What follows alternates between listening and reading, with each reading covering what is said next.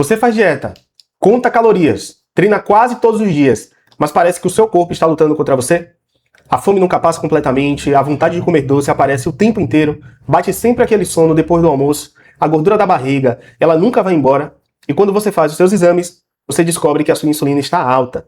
Será que a culpa é de falta de vontade, falta de esforço? Ou será que existe aí uma alteração metabólica acontecendo que já está alterando o seu emagrecimento, dificultando esse processo?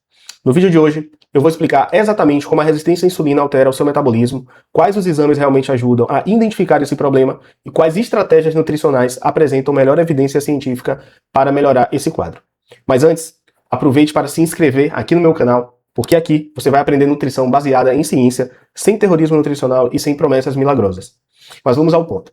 Primeiro, nós precisamos acabar com um dos maiores mitos da internet. A insulina, ela não é a vilã. A insulina, ela não engorda. Pelo contrário, ela é um hormônio absolutamente essencial para a vida.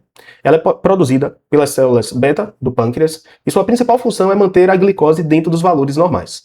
Toda vez que ingerimos carboidratos, eles são digeridos até se transformarem em glicose. Essa glicose, ela entra na corrente sanguínea e, em resposta, o pâncreas libera a insulina.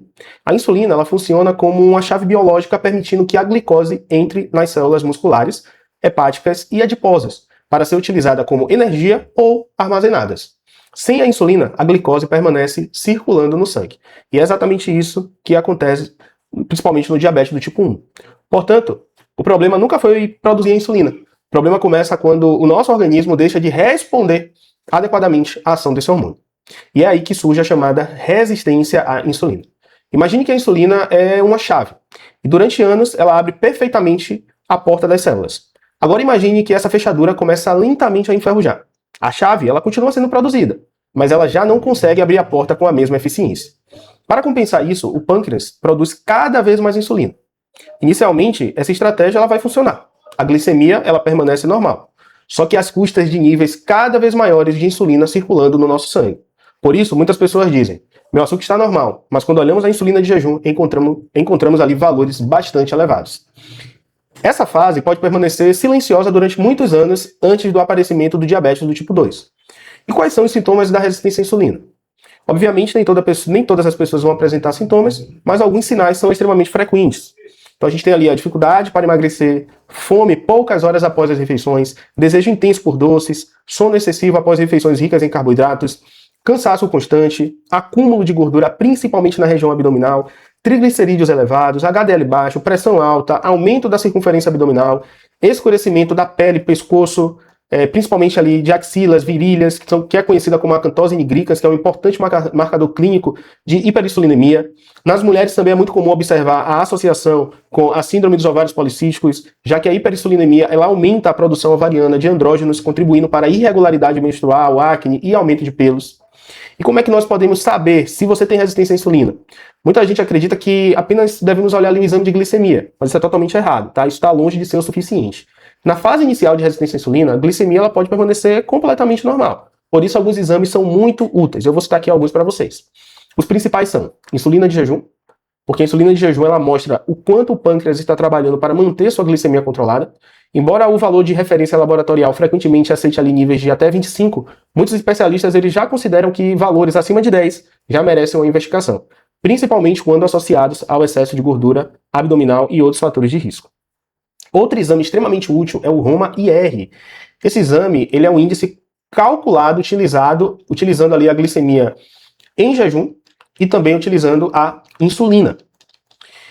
Embora exista alguma variação entre populações, valores acima de aproximadamente 2,5 costumam sugerir a redução da sensibilidade à insulina, devendo sempre ser interpretado num contexto clínico. Também devemos avaliar a glicemia de jejum, hemoglobina glicada, devemos também analisar a curva glicêmica e, além disso, exames como triglicerídeos, HDL, colesterol, circunferência abdominal e as enzimas hepáticas, porque com isso nós podemos fornecer ali pistas importantes sobre a presença de síndrome metabólica, esteatose hepática e condições que são frequentemente associadas à resistência à insulina. Mas por que isso dificulta tanto o emagrecimento? Então, aqui vai vários outros mecanismos fisiológicos. O primeiro é a redução da chamada flexibilidade metabólica. Uma pessoa metabolicamente saudável, ela alterna facilmente entre utilizar carboidrato e gordura como combustível. Na resistência à insulina, essa capacidade diminui. O organismo ele torna-se menos eficiente em oxidar gordura. Outro mecanismo importante envolve a enzima chamada lipase hormônio sensível. Ela é responsável por quebrar os triglicerídeos armazenados no tecido adiposo para que a gordura seja utilizada como fonte de energia. Quando a insulina permanece elevada por longos períodos, essa enzima ela fica menos ativa. Consequentemente, a mobilização da gordura corporal torna-se mais difícil. Isso não significa que a gordura deixa de ser utilizada completamente. Significa apenas que o organismo encontra mais dificuldade para acessá-la como fonte energética. Outro ponto extremamente importante acontece no nosso cérebro. A insulina também atua no hipotálamo, região responsável pelo controle da fome. Quando existe a resistência à insulina, esse sinal de saciedade ele fica prejudicado. Na prática, muitas pessoas relatam que nunca ficam ali totalmente satisfeitas. Elas sentem fome pouco tempo depois das refeições. Então, elas apresentam desejo intenso por alimentos ultraprocessados e desenvolvem episódios de descontrole alimentar, compulsão alimentar com maior facilidade. Ou seja, não estamos falando apenas de metabolismo, também existe ali a alteração da regulação do apetite. Existe ainda outro fator, a inflamação. O tecido adiposo visceral ele não é apenas um depósito de gordura, ele funciona como um órgão endócrino. Ele produz diversas citocinas inflamatórias, como TNA-alfa e interleucina 6, que interferem diretamente na sinalização da insulina. Quanto maior a gordura visceral, maior tende a ser esse estado inflamatório crônico de grau baixo.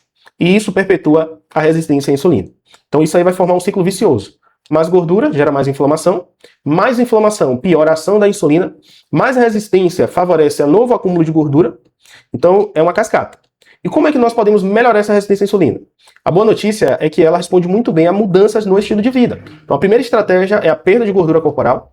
Mesmo uma redução entre 5 a 10% do peso corporal já pode melhorar significativamente a sensibilidade à insulina.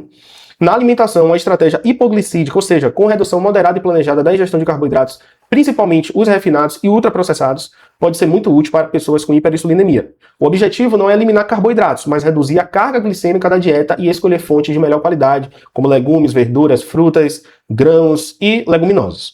Ao mesmo tempo, é fundamental aumentar a ingestão de proteínas de alta qualidade. As proteínas promovem maior saciedade, ajudam a preservar a massa muscular durante o processo de emagrecimento e apresentam menor impacto glicêmico quando comparadas aos carboidratos refinados. Outro pilar é aumentar o consumo de fibras. Alimentos ricos em fibras solúveis retardam o esvaziamento gástrico, reduzem a velocidade de absorção da glicose e diminuem o pico de insulina após as refeições. Além disso, favorecem a produção de ácidos graxos de cadeia curta pela microbiota intestinal, que parecem exercer efeitos benéficos sobre a sensibilidade à insulina. E não podemos esquecer da musculação. O músculo é o maior sítio de captação de glicose do organismo.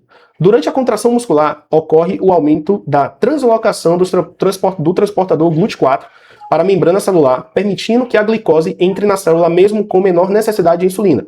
Em outras palavras, quanto maior a massa muscular e quanto mais ativo você for, melhor tende a ser a sua sensibilidade à insulina. Dormir entre 7 e 9 horas por noite, controlar estresse crônico, evitar o sedentarismo também são medidas fundamentais. A privação do sono e o excesso de cortisol estão associados ao aumento da resistência à insulina e da fome. Em alguns casos, quando há indicação médica, medicamentos como metformina ou agonistas do receptor GLP-1 podem ser utilizados para potencializar esse processo. Mas eles são ferramentas que vão complementar o tratamento e não substituem uma alimentação adequada nem um estilo de vida saudável. E se você tem insulina alta, saiba que isso não significa que você está condenado a não emagrecer. Significa apenas que existe uma alteração hormonal, tornando esse processo mais desafiador. Quando identificamos precocemente a resistência à insulina, ajustamos a alimentação, priorizamos proteínas e fibras, utilizamos uma estratégia hipoglicídica quando indicada, preservamos a massa muscular com musculação e promovemos a perda da gordura visceral. O organismo ele vai voltar gradativamente a responder melhor à insulina. O emagrecimento deixa de ser uma batalha diária contra o próprio corpo e passa a acontecer de maneira muito mais eficiente e sustentável. E lembre-se, não trate apenas o número da balança, trate a causa metabólica que está dificultando o seu resultado. É isso que faz a diferença no longo prazo. E se você gostou desse conteúdo, não se esqueça de se inscrever no meu canal, compartilhar esse vídeo com outra pessoa, deixar um comentário, porque fazendo isso, você faz com que o meu canal alcance muito mais pessoas. Então, forte abraço e até o próximo conteúdo.